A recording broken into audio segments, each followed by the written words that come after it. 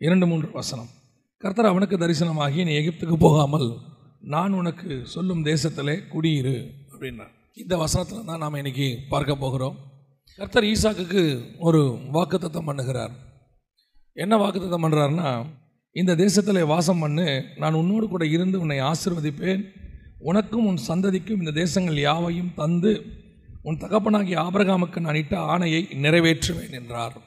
ஆண்டவர் சில வாக்குத்தத்தங்களை நமக்கு வாக்கு பண்ணுகிறார். அந்த வாக்குத்தத்தங்கள் தான் நம்மை தொடர்ந்து நடத்துகிறது. பல நேரங்களிலே நாம் பிரச்சனைகள் இருக்கும்போது, போராட்டத்தில் இருக்கும்போது சில வாக்குத்தத்தங்களை கர்த்தர் நமக்கு தருகிறார். அந்த வாக்குத்தத்தை பிடிச்சிக்கிட்டு தான் நம்ம ஓடுறோம். இல்லைன்னா நமக்கு பலன் இருக்காது. நம்மை பொறுத்த வரைக்கும் ஆவிக்குரியவர்களுக்கு வசனம் தான் பலன். அந்த வசனம் தான் நம்மளை கடைசி வரைக்கும் ஓட வைக்கிது. அப்போ அந்தந்த சூழ்நிலைக்கு ஏற்ற மாதிரி ஒவ்வொருத்தருக்கும் கர்த்தர் ஒரு வாக்குத்தத்தம் தருகிறார். இந்த பைபிளில் இருக்கிற எல்லா வாக்குத்தத்தமும் நமக்கு உடையது. எப்போ வேணாலும் எதை வேணாலும் நம்ம சுதந்திரிக்கலாம். ஏன்னா அது அத்தனையும் கிறிஸ்து இயேசுவுக்குள்ளாக நமக்கு ஆமென்றும் ஆமென் என்றும் நிறைவேறுகிறது. அப்படி இருக்கும்போது அந்த வாக்குத்தத்தத்தை சுதந்திரிப்பதற்கு சில கட்டளைகளையும் கர்த்தர் வச்சிருக்கிறார். கட்டளைகள் இல்லாமல் வாக்குத்தத்தம் இல்லை. புதிய ஏற்பாட்டில் கிருபையின் காலம் அப்படின்னு சொல்லி, இந்த கிருபையின் காலத்தில் உங்களுக்கு எந்த கட்டளையும் கிடையாது, ஆண்டவர் உங்களை எப்படி இருந்தாலும் ஆசீர்வதிப்பார் அப்படின்னு ஒரு கூட்டம் சொல்லுது. உங்களை நீங்கள் எதுவுமே செய்ய வேணாம், ஒன்றுமே பண்ண வேணாம் அப்படின்னு. நல்லா கவனிச்சுக்கொள்ளுங்க. ஆண்டவர் எல்லா வாக்குத்தத்தங்களையும் நமக்கு தந்திருக்கிறார். ஆனால் அத்தனைக்கும் பின்னாடி நம்மக்கிட்ட ஆண்டவர் சில காரியங்களை எதிர்பார்ப்பார். அந்த காரியங்களை செய்தால் ஆண்டவர் நமக்கு தருவார்.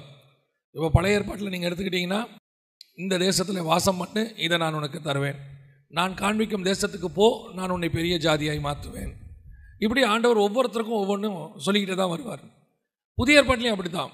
நான் சொல்லுகிற வரைக்கும் போய் எருசலேமில் தங்கி இருங்க, அப்பொழுது பரிசுத்த ஆவி உங்களிடத்துல வருவார். அப்போ அந்த போய் ஆண்டவர் சொல்கிறபடி செஞ்சாதான் பரிசுத்த ஆவி வருவார்.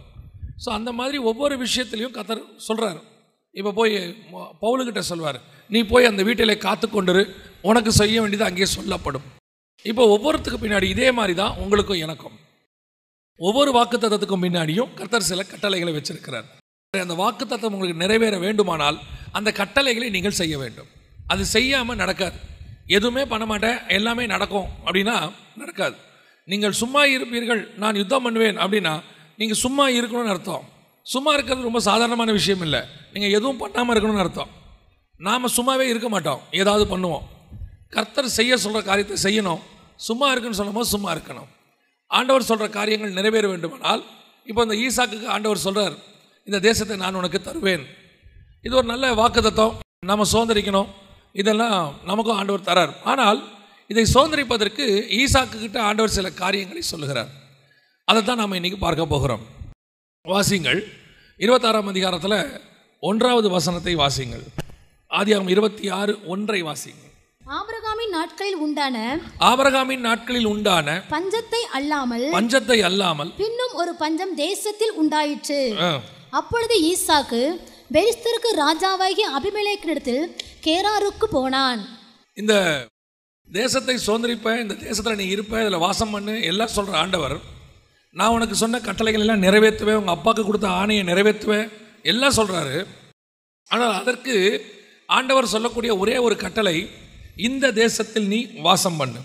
குறிப்பாக சொல்கிறார், நீ எகிப்துக்கு போகாமல், 2வது வசனம், எகிப்துக்கு போகாமல் நான் உனக்கும் சொல்லும் தேசத்தில் குடியிரு, இந்த தேசத்தில் வாசம் பண்ணு. அப்போ அந்த கட்டளையை அவன் சுதந்திரிக்கணும்னா, கர்த்தர் சொன்ன அந்த வாக்குத்தத்தத்தை சுதந்திரிக்கணும்னா அந்த கட்டளையை அவன் செய்யணும். அந்த தேசத்தில் அவன் குடி இருக்கணும். ஆனால் கர்த்தர் சொல்கிற தேசம் எப்படி இருக்குன்னு பாருங்கள். 1வது வசனம் சொல்லுது, ஆபிரகாமின் நாட்களில் உண்டான பஞ்சத்தை அல்லாமல் வேறொரு பஞ்சம் தேசத்தில் உண்டாயிற்று. கர்த்தர் சொல்கிற இடம், கர்த்தர் தான் சொல்கிறாரு இங்கேயே நீ குடியிருன்னு, இதை தருவேன்னு வேற சொல்கிறாரு. ஆனால் வசனம் சொல்லுது என்ன உண்டாயிற்று? பஞ்சம் உண்டாயிற்று. நாம் பல நேரத்தில் என்ன சொல்ல நினைக்கிறோம், கர்த்தர் வாக்குத்தத்தம் பண்ணால் எல்லாமே சுமூகமாக நடக்கும், எல்லாமே ஓப்பன் டோராக தான் இருக்கும் அப்படின்னு அர்த்தம் இல்லை. எல்லாமே ஓப்பன் டோராக இருக்கும், சுமூகமாக இருக்கும்.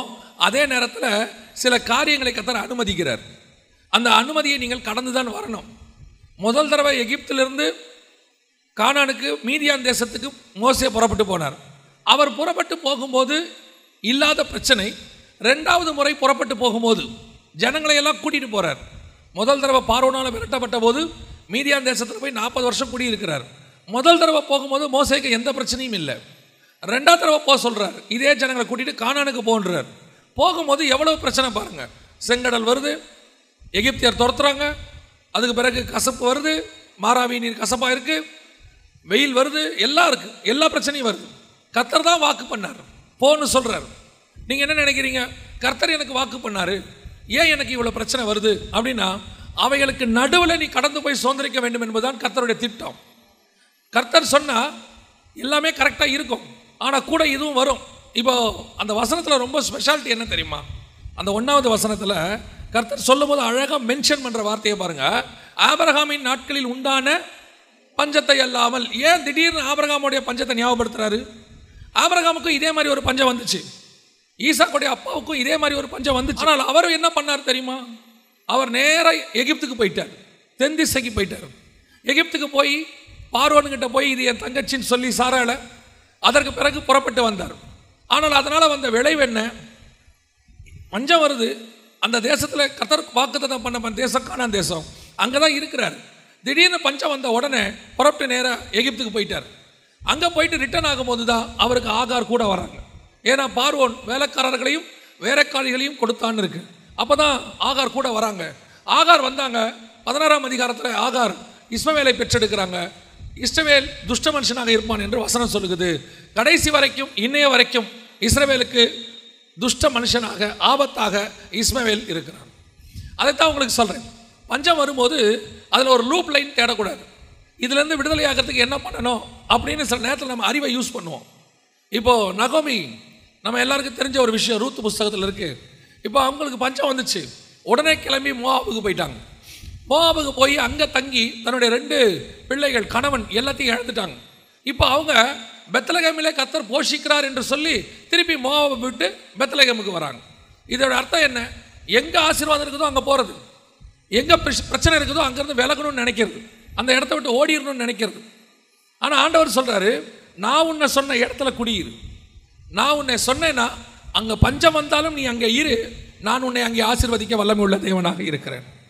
இந்த ஊழியத்தின் பாதையாக இருக்கட்டும், ஆவிக்குரிய வாழ்க்கையாக இருக்கட்டும், பிரச்சனை இல்லாமல் ஆசீர்வாதத்தை பெற்றுக்கொண்டவங்க கிடையாது. நிறைய பேர் இன்றைக்கி கடைசி காலத்தில் உனக்கு பிரச்சனையே இல்லை, பிரச்சனையே இல்லைங்கிறாங்க. அப்படி ஒரு வாழ்க்கை கிடையவே கிடையாது. ஏற்ற தாழ்வுகள் உண்டு, மேடு பள்ளங்கள் உண்டு, எல்லாம் உண்டு. இடுக்கனான வாசல் வழி தான் பிரவேசிக்கணும்னு பைபிள் சொல்லுது. சிலுவையை எடுத்துக்கொண்டு தான் பின்னாடி போகணும்னு வசனம் சொல்லுது. ஆனால் இன்றைக்கி என்ன வருது? ஒரு பெரிய மூத்த ஊழியர் ஒரு முறை டிவியில் விதமாய் பிரசங்கம் பண்ணார். உனக்கு பிரச்சனையே கிடையாது, போராட்டமே கிடையாது, அப்படி இருக்குன்னா நீ ஏதோ தப்பு செய்கிற, நீ ஒரு பாவி அப்படின்னு பிரசங்கம் பண்ணார். அந்த பிரசங்கத்தை பார்த்து கொண்டிருந்த இன்னொரு மூத்த ஊழியர், அவரை விட மூத்த ஊழியர், அவர் என்ன பண்ணார் தெரியுமா? நேரடியாக அந்த பிரசங்கம் பண்ண ஊழியக்காரருடைய அப்பாவுக்கு ஃபோன் பண்ணார். ஃபோன் பண்ணி, அவங்க 2 பேரும் ஒரே காலத்தில் ஊழியம் பண்ணவங்க. இந்த டிவியில் பண்ணவர் வந்து 2வது தலைமுறை. அப்போ இவர் நேரடியாக அவருக்கு ஃபோன் பண்ணி அந்த மூத்த ஊழியருக்கு, ஏப்பா என்ன உன் பையன் டிவியில் பிரச்சனையே இல்லை, போராட்டமே இல்லைங்கிறான், நிஜம்தானா? அப்படி தான் இருக்குமா ஊழியம் அப்படின்னு கேட்டாராம். உடனே அந்த மூத்த ஊழியர் சொன்னாராம், அவன் சொல்கிறது உண்மைதாங்க, பிரச்சனை கிடையாது, போராட்டம் கிடையாது, எதுவும் கிடையாது, எதுவும் அவனுக்கு கிடையாது, எல்லாமே எனக்கு தான். ஏன்னா நான் எல்லாத்தையும் ரெடி பண்ணி வச்சுட்டேன், இப்போ அவன் அப்படி தான் பேசுவாங்கிறார். எதுக்கு சொல்கிறேன்? ஊழியத்தின் பாதையாக இருக்கட்டும், ஆவிக்குரிய வாழ்க்கையாக இருக்கட்டும், சில கடினமான பாதைகள் வரும், சில சோதனைகள், சில பஞ்சங்கள் வரும். அந்த பஞ்சத்தில் கூட கர்த்தர் சொல்கிறாரு, நீ இங்கேயே தங்கியிரு. அந்த பஞ்சம் உன்னை ஒரு நாளும் கொல்லாது, அதை மட்டும் நல்லா தெரிஞ்சுக்கொள்ளுங்க. கர்த்தர் உனக்கு அனுமதி கொடுத்திருக்கிற பஞ்சம், கர்த்தர் உனக்கு அனுமதி கொடுத்திருக்கிற வனாந்திரம் ஒரு நாளும் கொல்லாது. பைபிளில் வனாந்திரத்தை கிராஸ் பண்ணாத ஒரு பரிசுத்தவான் கிடையவே கிடையாது. வனாந்திரத்தை கிராஸ் பண்ணாதவங்க, ஆபிரகாம் வனாந்திரத்தை கிராஸ் பண்ணியிருக்கிறார், ஈசாக்கு வனாந்திரத்தை கிராஸ் பண்ணியிருக்கிறார், யாக்கோபு வனாந்திரத்தை கிராஸ் பண்ணியிருக்கிறார், இஸ்ரவேல் ஜனங்கள் வனாந்திரத்தை கிராஸ் பண்ணியிருக்கிறாங்க, எலியா வனாந்திரத்தை கிராஸ் பண்ணியிருக்கிறார், எலிசா வனாந்திரத்தை கிராஸ் பண்ணியிருக்கிறார், இயேசு கிறிஸ்து வனாந்திரத்திற்கு போனார், பவுல் வனாந்திரத்திற்கு போனார். வனாந்திரத்துக்கு போகாத பரிசுத்தவான்கள் கிடையாது. யோசேப்பு, தானியேல், யாரை வேணாலும் எடுத்துக்கோங்க. நம்முடைய வாழ்க்கையில், ஆவிக்குரிய வாழ்க்கையில் அது ஒரு பார்ட். காரணம், அதுதான் உங்களை உருவாக்கும், அதுதான் உங்களுக்கு விசுவாசத்தை சொல்லிக் கொடுக்கும். பல நேரங்களில் நீங்கள் டாக்டர்கிட்ட போய் கேளு பாருங்க, இப்போ இருக்க டாக்டர் எனக்கு பற்றி தெரியாது, நம்ம முன்னாடி உள்ளவங்களாம் எங்களுக்கு சொல்லியிருக்கிறாங்க, இந்த ஜுரம்னு ஒன்று இருக்குது பாருங்க, அவர் 6 மாதத்துக்கு ஒரு தடவை வர்றது நல்லதும்பாங்க. ஏன்னு சொன்னால் அது நம்மளுடைய இம்யூனிட்டி பவரை இன்க்ரீஸ் பண்ணி கொடுக்குமா.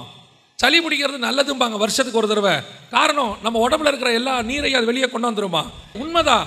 ஆனால் அது உனக்கு நல்லது, கர்த்தர் அனுமதிச்சிருக்கிறாரு. அதே மாதிரி தான் ஆவிக்குரிய வாழ்க்கையிலையும் அப்பப்போ கொஞ்சம் பிரச்சனை, சளி பிடிக்கும், அப்பப்போ கொஞ்சம் தலைவலி வரும், அப்பப்போ கொஞ்சம் போராட்டம் வரும். சில ஆட்களை கர்த்தர் எழுப்பி விடுவார். சிலர் வந்து அதெல்லாம் எதுக்கு? உன்னை உருவாக்குவதற்கு.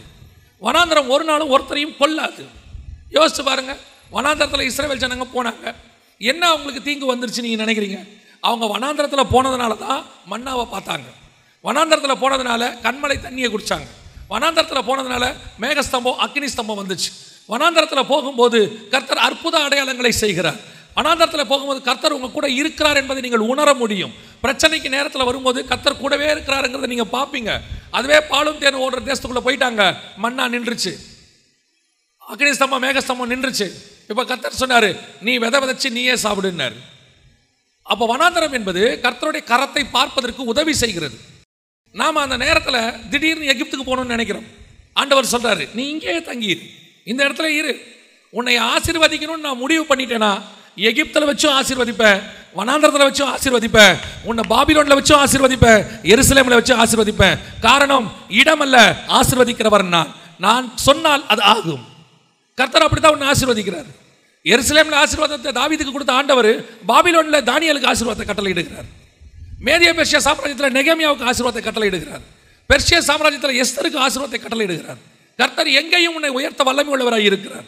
உன்னை சில நேரத்தில் கானான் தேசத்தில் அடிச்சு போட்டால் கூட எகிப்தில் பிரதமராக்கி விட்டுருவார் ஆண்டவர். ஆனால் ஆண்டவர் சொல்கிற இடத்துல நீங்கள் இருக்கணும். கர்த்தர் சொல்கிற இடத்துல உடனே சில நேரத்தில் பிரச்சனை வந்த உடனே இந்த இடத்த விட்டு போயிடலாமா, வெளிநாட்டுக்கு போயிடலாமா, என்னமோ வெளிநாட்டில் அப்படியே டாலர் கொட்டி கிடக்கிற மாதிரி உடனடியாக பேசாமல் சவுதிக்கு போயிடலான்னு இருக்கிறேன். போனவன் தான் கேட்கணும், அங்கே போனவனை கேட்கணும். சில நேரத்தில் ஏஜென்ட் நம்மளை சொல்லிடுவார், சவுதிக்கு போகிற ஏஜென்ட், நீங்கள் போனீங்கன்னா ஒரே வருஷத்தில் கோடீஸ்வரன் ஆயிடலாம், முதல் 3 மாதத்தில் கடன் அடைச்சிடலாம், 2வது 3 மாதத்தில் சம்பாதிச்சிடலாம், 3வது 3 மாதத்தில் இடம் வாங்கிடலாம், 4வது 3 மாதத்தில் வீடு கட்டிடலாம், ஒரே வருஷம். நீங்கள் போனவனுக்கு ஃபோன் பண்ணி கேளுங்க, ஏன்பா சவுதி எப்படி இருக்குது, வராத. நம்ம நினச்சிக்கிறோம் இங்கேருந்து அங்கே பார்த்தோன்னா நல்லா இருக்கும், எகிப்து சூப்பராக இருக்கணும், அங்கே போனால் தான் ஆகார் கூட வரும். ஆகார் கூட வந்துச்சு, கதை முடிஞ்சு. துஷ்ட மனுஷன், உபத்திரவம், அது வேற, அது கடைசி வரைக்கும் பிரச்சனை. பாருங்க, கர்த்தர் சொல்றார் ஈசாக்க, உங்க அப்பா போன மாதிரி நீ போயிடாதேங்கிறார். அதான் அந்த வசனத்துக்கு என்ன அர்த்தம் தெரியுமா? ஆபிரகாம் நாட்களில் உண்டான பஞ்சத்தை இல்லாமல் வேறொரு பஞ்சம் உண்டாயிட்டு சொல்லிட்டு நீ எகிப்துக்கு போகாமல் ஏன் ஆரம்பிக்கிறார்னா, உங்க அப்பா போன மாதிரி நீ போயிடாத, நான் உனக்கு வேற வச்சிருக்கிறேன், உன் அழைப்பு வேற, உனக்கு கொடுக்கப்பட்ட வாக்கு தத்தம் வேற. அவங்க சுதந்திரிச்ச மெத்தட் வேறையா இருக்கும், உங்க அப்பா சுதந்திரிச்சது. ஆனா உனக்கு நான் கொடுக்கிற மெத்தட் வேற. ஈசாக்க பார்த்து கர்த்தர் சொல்றாரு, நான் உனக்கும் சொல்லும் தேசத்தில் குடியிரு. பஞ்சம் வந்துச்சுங்க, வந்துச்சா, உண்மைதான். இப்போ நான் சொல்ற தேசத்தில் நீ குடியிரு. என்ன நடக்குதுன்னு பாரு. 26ஆம் அதிகாரம் 12வது வசனத்தை வாசிங்கள். ஈசாக்கு அந்த தேசத்தில் விதை விதைத்தான். ஈசாக்கு அந்த தேசத்தில் விதை விதைத்தான். கர்த்தர் அவனை ஆசீர்வதித்ததனால், நல்லா கவனிங்க, ரொம்ப பர்டிகுலர் வேர்டு ஒன்று இருக்கு அதுல.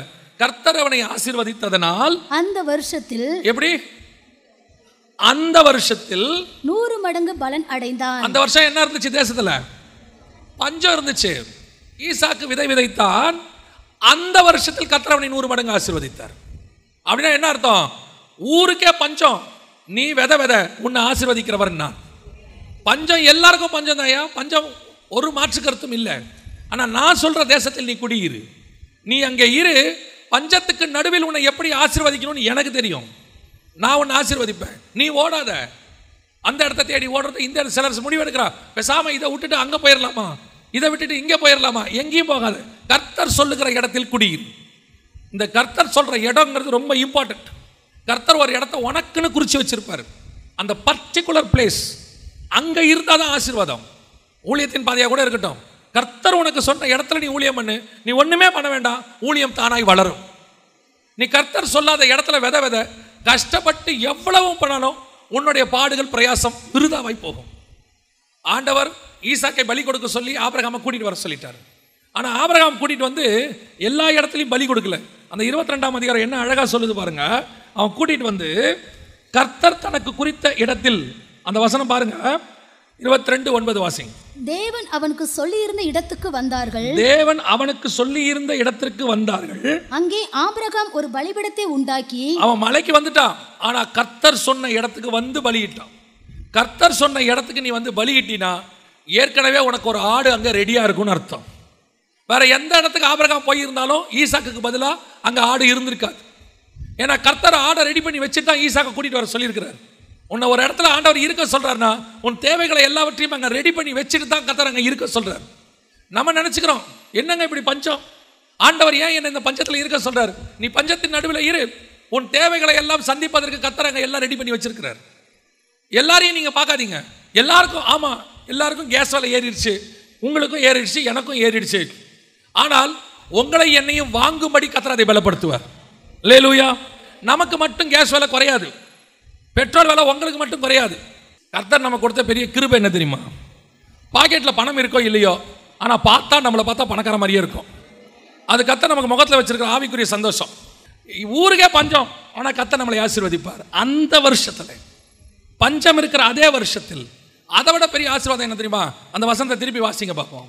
ஈசாக்கு அந்த தேசத்தில் விதை விதைத்தான், கர்த்தர் அவனை ஆசீர்வதித்ததினால் அந்த வருஷத்தில் 100 மடங்கு பலன் அடைந்தான். அர்த்தம் என்ன தெரியுமா? அவன் விதைச்சதுல ஒண்ணு கூட வீணா போல. சாதாரணமா எப்பேற்பட்ட விவசாயி விதைச்சாலும் ஒரு 10% விதையாவது வீணா போகும், ஒரு 5% வீணா போகும். அதாவது அது வந்து என்ன சொல்லுவாங்கன்னு சொன்னா டிப்ரிசியேஷன் சொல்லுவாங்க. டாக்ஸ்ல போனீங்கன்னா அது ஒரு டிப்ரிசியேஷன். கொஞ்சம் போகும், கொஞ்சம் கழிவு இருக்க தான் செய்யும். எதை வேணா எடுத்துங்க, ஒரு கழிவு இருக்கும். ஆனா கர்த்தர் சொல்ற இடத்துல நீ விதைச்சினா ஒண்ணு கூட உனக்கு வீணா போகாது. 100% கர்த்தர் ஆசீர்வதிக்க வல்லமை உள்ளவராக தேவன் இருக்கிறார். இது முடியுமா? சாத்தியமா? கர்த்தர் ஒருவரால் அது சாத்தியம். ஆனா நீ கர்த்தர் சொல்ற இடத்துல இருக்கணும், கர்த்தர் சொல்றதை செய்யணும், கர்த்தர் என்ன பண்ண சொல்றாரோ அதை செய்யணும். அப்படின்னா என்ன அர்த்தம்? உங்களை சுத்தி பஞ்சம் வரும், உங்களை சுத்தி எல்லாம் மாற்றா இருக்கும். ஆண்டவர் உங்களுக்கு ஒன்று சொல்லியிருப்பாரு, வேற ஒன்று நடக்கும். உன்னை உயர்த்துவேன்னு காலையில் சொல்லியிருப்பாரு, நீங்க வேலைக்கு போனீங்கன்னா உன்னை தூக்கு வேம்பாவன். நிஜம், உன்னை தூக்கு வேம்பா. இன்னும் 3 மாசத்துல உன்னை மாற்றி காட்டினா பாருங்கம்மா. நமக்கு காலையில் என்ன வாக்குத்தத்தம் வந்திருக்கும் தெரியுமா? நான் உன்னை உயர்த்தி மேலே உட்கார வைப்பேன் இருப்பார். இவர் சொன்னதுக்கு அப்படியே ஆப்போசிட்டா இருக்கும். ஆனா நீங்க தூக்குவேன்னு சொன்னானே அதை விசுவாசிக்க கூடாது, உட்கார வைப்பேன்னு சொன்னாரே அதை விசுவாசிக்கணும். ஏன்னா அதுதான் நடக்கும், இது நடக்காது. உன்னை தூக்குவேங்கிறவரை கர்த்தர் தூக்கிடுவாரு, உன்னை உட்கார வைக்கிறேன்னு சொன்னவர் கொண்டு போய் உன்னை உட்கார வச்சிருவார். அல்லேலூயா. சொல்லியும் செய்யாதிருப்பாரோ, வசனத்தும் நிறைவேற்றாதிருப்பாரோ, அவர் சொன்னா 100% செய்வார். அவர் சொன்ன காரியம் சொல்லும் போது நடக்காதபடி இருக்கும், ஆனால் கர்த்தர் சொன்னா 100% நடக்கும். அல்லேலூயா. எத்தனை பேர் விசுவாசிக்கிறீங்க? நாம் பஞ்சத்துக்கு நடுவில் இனி கடந்து போக போகிறோம், அது ரொம்ப முக்கியம்.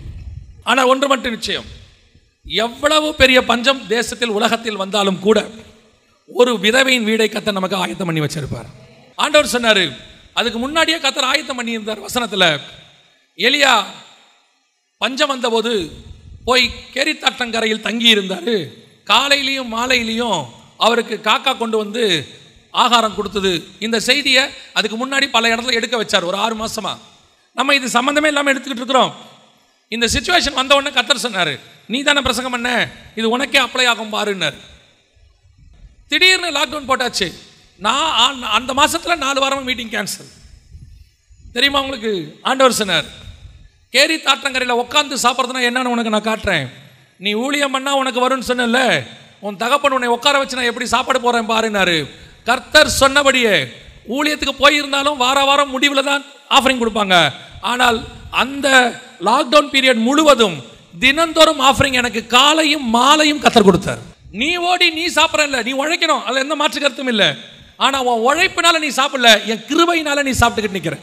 எத்தனையோ பேர் உழைச்சி வீணா போனது இருக்கு, கொண்டு போய் ஹாஸ்பிட்டலில் கொடுக்கறது இருக்கு, போய் ஜெயிலில் வக்கீல்கிட்ட கொடுக்கறது இருக்குது. எத்தனையோ பேர் நஷ்டத்தில் போயிருச்சு, விருதாவா போயிருச்சு. நம்ம உழைக்கிறத நம்ம கையின் பிரயாசத்தை சாப்பிட்றதுங்கிறது கர்த்தர் நமக்கு செஞ்ச பெரிய கிருபை. அப்போ ஆண்டவர் சொன்னார், உன்னை நான் எப்படி போஷிக்கிறேன்? பஞ்சத்தின் காலத்தில் கர்த்தர் காலையும் மாலையும் போஷித்தார், கர்த்தர் ஆசீர்வதித்தார்.